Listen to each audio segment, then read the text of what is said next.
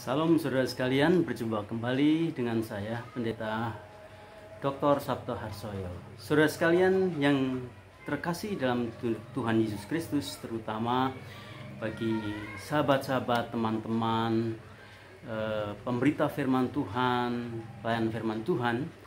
Pada segmen kali ini saya ingin mengajak saudara untuk mengambil waktu sejenak untuk memikirkan bersama-sama betapa pentingnya sebagai seorang pemberita firman kita bisa memberitakan firman Tuhan secara realistis.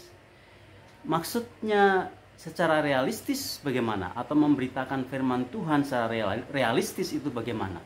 Nah, saudara sekalian, tentu sebagai seorang pemberita firman Tuhan kita memang harus mempersiapkan diri sebaik mungkin dengan materi khotbah yang teologis, yang alkitabiah, dengan penyajian khotbah yang terencana dan baik serta relevan, kontekstual, segar dan sebagainya. Namun demikian saudara sekalian, ada hal yang sangat penting yang perlu kita juga lihat di dalam konteks pemberitaan firman Tuhan, yakni bagaimana kita menyampaikan firman Tuhan secara realistis. Dalam hal ini saudara sekalian, maksud dari memberitakan firman Tuhan secara realistis itu ialah bagaimana pengkhotbah itu mau tidak mau harus menghadapi para pendengar yang tingkat kesiapan mendengarnya itu tidak sama, atau kesiapan reseptifnya terhadap firman Tuhan tidak sama, tingkat readiness-nya tidak sama. Itulah sebabnya saudara sekalian, seorang pemberita firman Tuhan memang harus realistis melihat fakta ini. Sekali lagi tentu kita mengharapkan khotbah kita bisa sepenuhnya berhasil pada tingkat pendengar, mereka bisa mengerti dan mengalami perubahan yang mendasar dalam pertumbuhan rohani. Namun demikian sebetulnya Alkitab juga membukakan kepada kita bahwa dalam setiap pemberitaan firman Tuhan itu ada kondisi-kondisi, ada tingkat-tingkat kesiapan yang tidak sama. Hal itu jelas sekali dinyatakan oleh Tuhan Yesus Kristus di dalam pengajarannya itu. Bahwa ternyata pemberitaan firman itu selalu dikaitkan dengan kondisi hati yang digambarkan dengan 4 jenis tanah yang berbeda. Kita mengetahui itu, yakni yang pertama itu adalah tanah jalan, yang kedua itu adalah tanah yang berbatu-batu, yang ketiga adalah tanah yang penuh dengan semak duri, dan yang keempat adalah tanah lahan yang siap untuk ditanami. Nah, saudara sekalian yang dikasihi Tuhan Yesus Kristus, kalau kita melihat firman Tuhan misalnya dalam Lukas pasal 8 ayat 10, kita diingatkan bahwa setiap pemberitaan firman Tuhan yang digambarkan seperti menabur benih, itu kita harus mengingat bahwa hal itu dikaitkan dengan rahasia kerajaan Allah, seperti yang dikatakan dalam Lukas 8 ayat 10. Dikatakan di situ, lalu ia menjawab, Tuhan Yesus menjawab, kepadamu diberi karunia untuk mengetahui rahasia kerajaan Allah. Nah, saudara sekalian, ini menjadi menarik sekali. Menariknya itu juga bahwa rahasia itu ternyata itu tidak dibukakan bagi orang lain selain kepada para murid, saudara sekalian. Nah, ini menyiratkan kebenaran apa? Saudara sekalian, ini menyiratkan hal yang sangat penting bahwa pemberitaan firman Tuhan itu tidak melulu berkaitan dengan skill dan keterampilan pengkhotbah. Pemberitaan firman Tuhan itu dikaitkan dengan rahasia kerajaan Allah, dikaitkan dengan dinamika kerajaan Allah. Dan rahasia atau dinamika kerajaan Allah dalam proses penerimaan firman Tuhan itu digambarkan oleh Tuhan Yesus dengan tingkat kesiapan yang berbeda dari para pendengarnya. Nah, saudara sekalian, kondisi pertama yang boleh dikatakan itu pengkhotbah tidak bisa mengharapkan hasil dari penyampaian firman Tuhan itu, atau benih firman Tuhan itu digambarkan oleh Tuhan Yesus seperti benih yang jatuh di pinggir jalan. Kalau kita membaca di dalam ayat 11 dan 12, benih itu ialah firman Allah. Dan benih itu yang pertama jatuh di pinggir jalan. Yang jatuh di pinggir jalan itu ialah orang yang telah mendengarnya. Kemudian datanglah iblis, lalu mengambil firman itu dari dalam hati mereka, supaya mereka jangan percaya dan diselamatkan. Saudara sekalian, saya melihat ini adalah rahasia kerajaan Allah itu. Bahwa di dalam pemberitaan firman Tuhan ada rahasia di sini. Rahasia apa? Rahasia di mana ada kondisi tertentu memang pendengar itu tidak diberi anugerah untuk percaya. Bahkan digambarkan di sini benih itu diambil oleh iblis itu. Sehingga orang walaupun dia mendengar tapi tidak mungkin percaya. Sebagai manusia itu menimbulkan pertanyaan bagi kita. Dan mungkin juga itu tidak menyenangkan hati kita. Tapi faktanya demikian. Bahwa rahasia kerajaan Allah itu berbicara mengenai wewenang dari Allah sendiri untuk membiarkan atau untuk menghalangi, bahkan untuk memungkinkan atau tidak memungkinkan orang percaya terhadap firman Allah dan mengalami pembaharuan hidup. Tanah jalan atau benih yang jatuh di jalan itu menggambarkan kondisi itu, saudara sekalian, bahwa firman disampaikan tetapi jatuh di jalan dan tidak lama kemudian burung mengambilnya atau iblis mengambilnya dan penabur tidak punya daya dalam hal itu. Maka dalam hal ini tidak ada cara lain selain kita berdoa mohon anugerah Tuhan supaya Tuhan dalam tanda petik membeli tanah itu, membeli tanah jalan itu, dan Tuhan merubahnya menjadi tanah yang siap ditanam, menjadi tanah lahan yang siap ditanam. Itu adalah realitas yang pertama. Bahwa realitas yang pertama adalah memang pada faktanya dalam rahasia kerajaan Allah itu ada orang-orang tertentu walaupun mendengar tidak diberikan karunia untuk percaya. Itu adalah realitas pertama. Realitas yang kedua dari pendengar yang perlu dipahami oleh seorang pengkhotbah sehingga dia menjadi realistis di dalam pemberitaan firman Tuhannya, itu digambarkan seperti benih yang jatuh di batu-batu. Lukas 8 ayat 13. Yang jatuh di tanah yang berbatu-batu itu ialah orang yang setelah mendengar firman itu menerimanya dengan gembira. Tetapi mereka itu tidak berakar. Mereka percaya sebentar saja dan dalam masa pencobaan mereka murtad. Saudara sekalian, rahasia hati, rahasia rohani manusia di dalam menerima firman Tuhan berikutnya itu digambarkan seperti tanah yang berbatu-batu. Saudara sekalian, ada sebagian orang pada waktu mendengar firman Tuhan dia menerima dengan sukacita, dengan gembira. Ya. Kelihatannya respon sangat baik. Namun demikian, kondisi itu digambarkan seperti benih yang jatuh di tanah yang berbatu-batu. Mungkin tanahnya sangat tipis dan di bawahnya ada batu, sehingga benih itu, akar itu tidak bisa mendapatkan makanan yang cukup.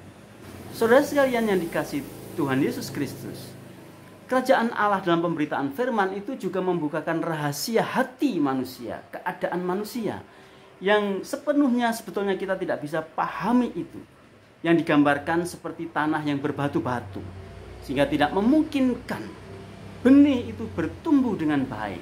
Saudara sekalian, nah itu juga fakta yang harus dipahami sebagai fakta realistis yang harus dipahami oleh pemberita firman Tuhan. Tentu sekali lagi bukan berarti hamba Tuhan harus masa bodoh dengan hal ini. Dia harus mohonkan anugerah Tuhan supaya Tuhan bekerja. Tuhan menyatakan kuasanya, kerajaan Allah bekerja. Sehingga karya kerajaan Allah yang tidak nampak oleh mata itu bekerja secara batiniah, secara rohaniah. Sehingga memungkinkan hati yang digambarkan seperti tanah yang menjadi lahan yang baik untuk benih firman Tuhan. Saudara sekalian, rahasia yang ketiga yang harus secara realistis difahami, direspon oleh seorang pemberita firman Tuhan digambarkan dalam ayat 14. Yang jatuh dalam semak duri ialah orang yang telah mendengar firman itu. Dan dalam pertumbuhan selanjutnya mereka terhimpit oleh kekhawatiran dan kekayaan dan kenikmatan hidup, sehingga mereka tidak menghasilkan buah yang matang. Saudara sekalian, untuk realitas yang ketiga ini Tuhan Yesus lebih terinci menjelaskan penyebab dari sulitnya firman itu bertumbuh di dalam diri seorang pendengar, yakni digambarkan seperti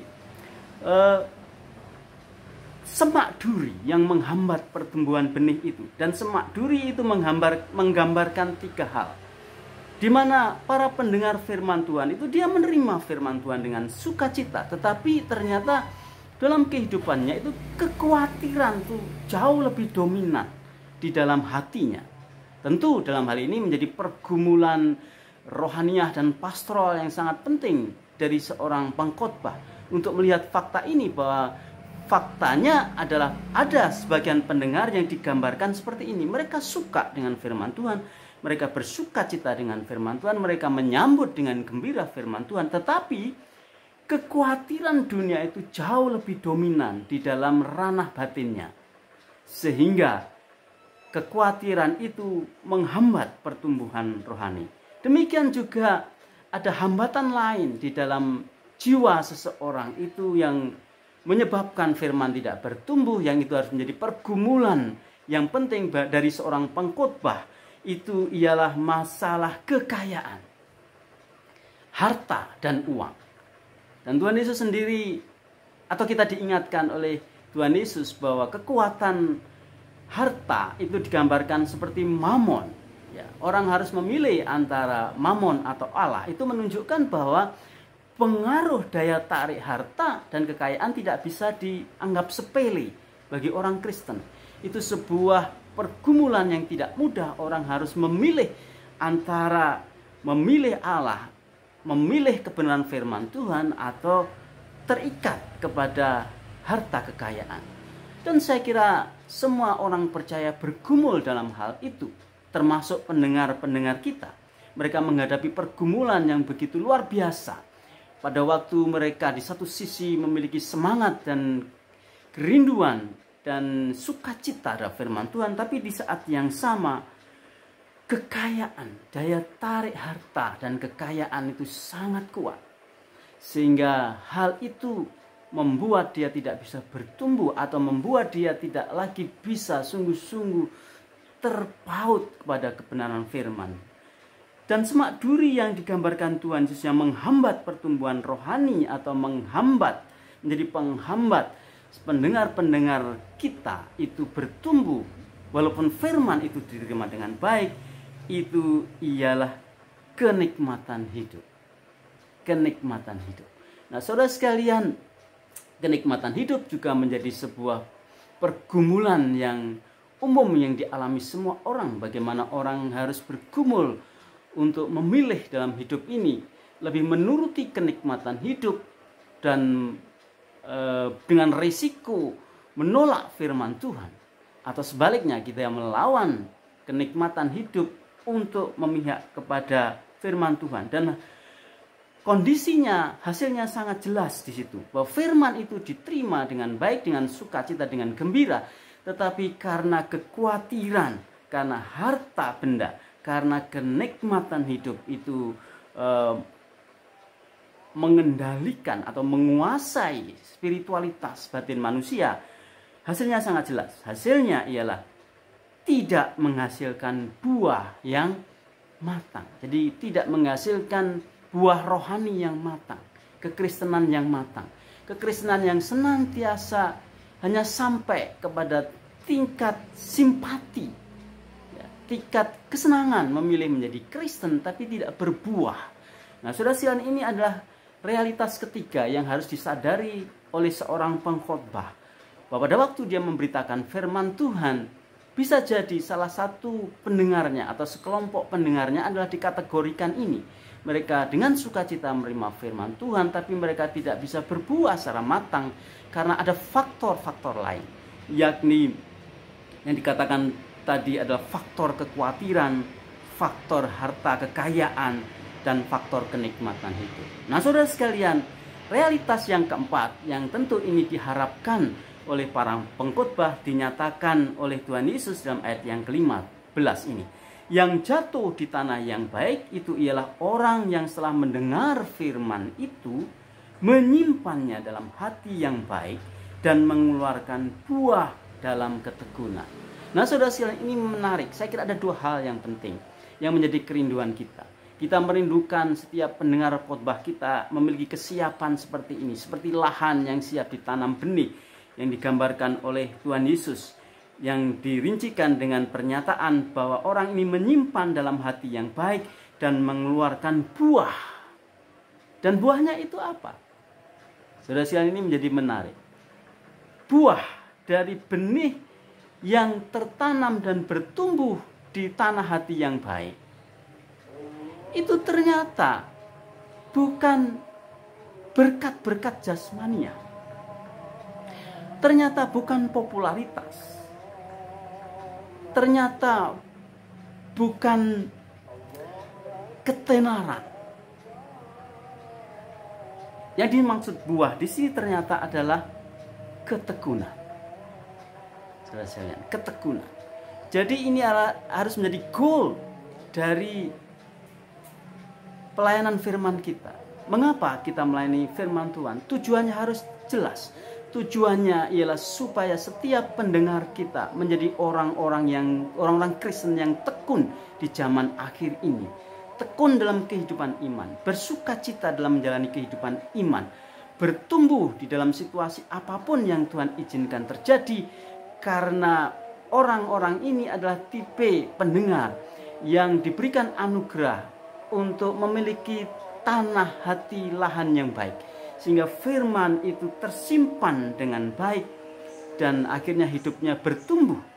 Dan pertumbuhan dari benih firman Tuhan itu jelas, yakni perseverance of the saint, yakni ketekunan orang percaya. Saudara sekalian, kiranya Tuhan akan memberkati kita semua, khususnya para pemberita firman Tuhan dalam segmen yang singkat ini, supaya kita lebih realistis melihat fakta-fakta pendengar khotbah dan pemberitaan firman Tuhan kita. Sekali lagi, ini bukan berarti kita menganggap enteng, menganggap sepele semua teori, semua prinsip, semua persiapan matang yang baik, khotbah materi yang teologis, alkitabiah, relevan, kontekstual dan sebagainya. Tetapi kita mesti harus realistis supaya kita lebih bergumul secara spiritual di dalam panggilan kita.